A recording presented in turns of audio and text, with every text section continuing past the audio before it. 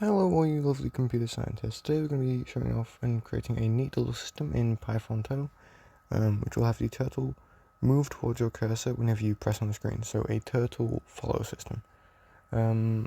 It's mostly just a neat little thing that you can do in Python Turtle, but it demonstrates a lot of the simple standards of Python, and it's very nice practice with your Python Turtle, as well as a few other small things.